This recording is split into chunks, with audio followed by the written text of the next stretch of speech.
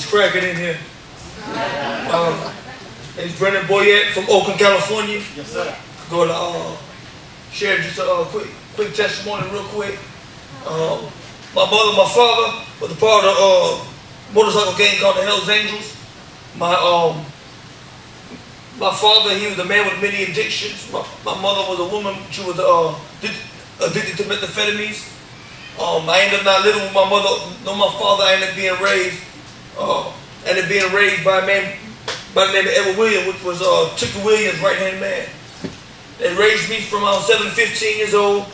By the time I was 11 years old, I decided I wanted to be a part of a family. At the time I was 11 years old, I became a member of the IDC 120 Crips out of South Central California at Long Beach. And I ended up joining this gang looking for a family, looking for something that I want to be a part of. I seen Wayne's father, and Wayne was my best friend, so his father takes me in. So I'm looking at Wayne's father, I'm seeing what he's doing, I'm seeing the money, and I'm seeing all the power and the respect and the loyalty that he was getting, and I'm looking at it like that's what I wanted to be. That's what I wanted. So I made up my mind I didn't want to be a lawyer, a doctor, NFL player, football, a baseball player, NBA player. I want to be one of the biggest drug dealers America's ever seen. By the time I was 11, 12, 13, 14 years old, I was running my own crews, running my own sets. I made more money out of high school than the teachers made at 13, 14 years old, selling crack, cocaine.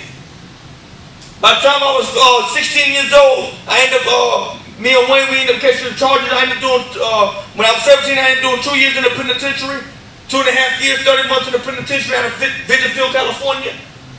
I get out of the penitentiary, and Wayne gets the charge. He ended up going to a teen challenge. As Wayne is graduating teen challenge, I go pick him up. Now, no one ever preached to us. No one ever told us about God. Nobody never came on the block and said, hey, God loves you, God come to church. Then nobody invited us to church. And so in our mind, it's like, how are you supposed to serve a God if you ain't got the heart to come tell us about it? Come on, man. And so I go pick up Wayne, and Wayne is the teen challenge, and Wayne starts preaching to me. He starts telling me about this God and what God did in his life and everything else, messing up my buzz, messing up my vibe. And I'm like, bro, you tripping, cuz? What's up, homie? You know, I'm trying to go different than the 6'4", you talking about God, what's cracking? You know? But he started telling me about God, he started telling me what God did for him. Well, as he was in the teen challenge, he was writing letters to his father, writing letters to the gang saying how he was renouncing the gang. And I get a phone call as I'm taking him to the house to go pick up this package. And I go pick up this package, we end up getting ambushed. They put a gun to the back of my hand and put 6 to Wayne, and they asked Wayne this one question. They said, what do you claim? What do you claim? Wayne looks at me with a smile on his face, turns back, takes his flag, and he throws it on the ground. He lifts his hands up, and he looks at me and said, the only thing I claim is Jesus Christ. They shot him on the spot. He takes 12 shots in his hand for this man named Jesus. What was so fascinating about Jesus that he was wanting to give his life for? I didn't know who God was. I didn't know who Christ was. And now all of a sudden he's talking about God. Next thing you know, his brains are spread out. A few months later, I go down the spiral. A few months later, I walk into the church for the first time in my life. I was lost. Didn't know where I was at. I was drunk at my mind. I was high at my mind. Just got to the penitentiary. My best friend just got shot. I'm sitting in the very back row, and just so happened this man named Eddie James is playing. God makes a connection between me and Eddie, and we come up on the road, and I come up on the road with him. And for the first 6 years of me being in this ministry, I was in and out because it was a journey for me. Because you couldn't just come tell me about God, you couldn't give me all the information about God, but I saw no revelation from what you were saying. God didn't make himself real for me, so it's like, I'm not fixing to sit here and fake it till I make it. I ain't fixing to try to lift my hands up and pretend I'm somebody that I'm not. Come on, man. You know, I'd rather be hated for somebody that I am than to be loved by somebody that I'm not. And so in the moment I did the ministry. I was in and out the ministry, and Eddie would be the time where Eddie would call me. He would call me. There were times I being laid out in South Central California in LA being pinned behind a car. There were times where I was at the lowest of my life, and God would tell Eddie, call Brandon. Call him. I would get out, I would come back on the road with him, and finally in February, in January 2010, I looked at Eddie in his eyes, I said, I'm done with this ministry, I'm done with this, I'm tired of trying to get this done, I'm tired of this, I don't know, everything is fake, I'm done. If God tells you to call me, don't.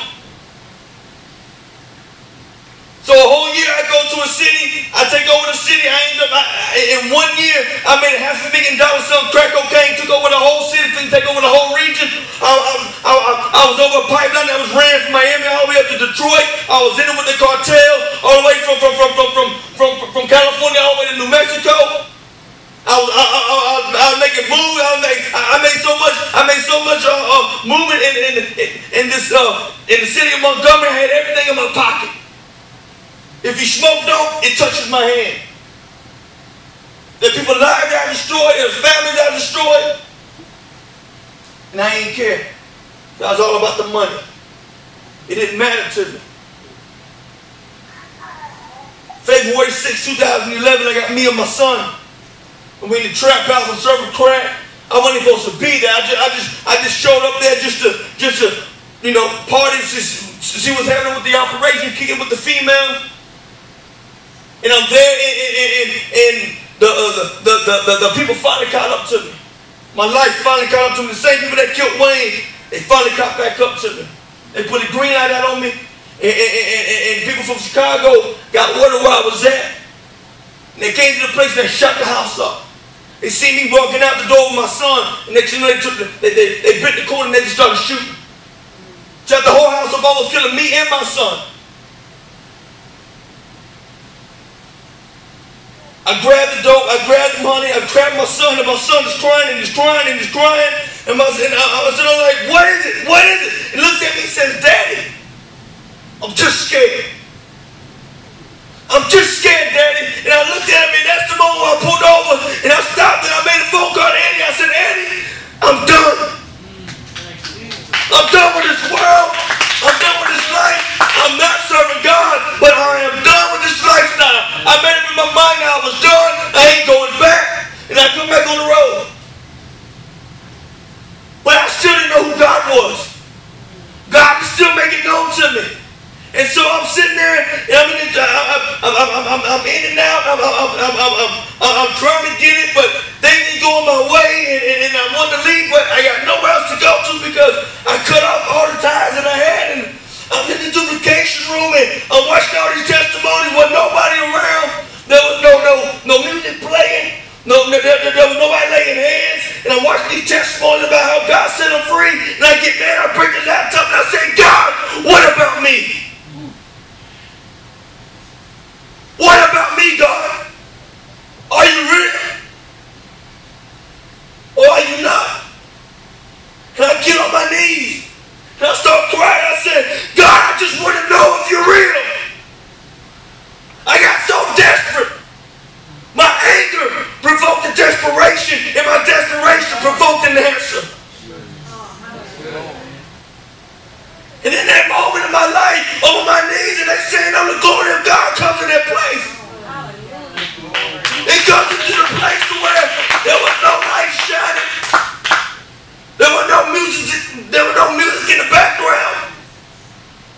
But it came into this place because in the first time in my life, I ain't never been so much peace in my mind. I ain't never had so much peace in my mind. And check this, for 8 hours. 8 hours I was under the glory of God. God was breaking me. God was delivering me. God was changing me. God was dealing with my rejection. He was dealing with my depression. He was dealing with everything that was inside of me. And it was all just say, God, I just want to know if you're real. And He answers. You got a problem in life? The answer is Jesus. You got a problem with your marriage? The answer is Jesus. You need deliverance? The answer is Jesus.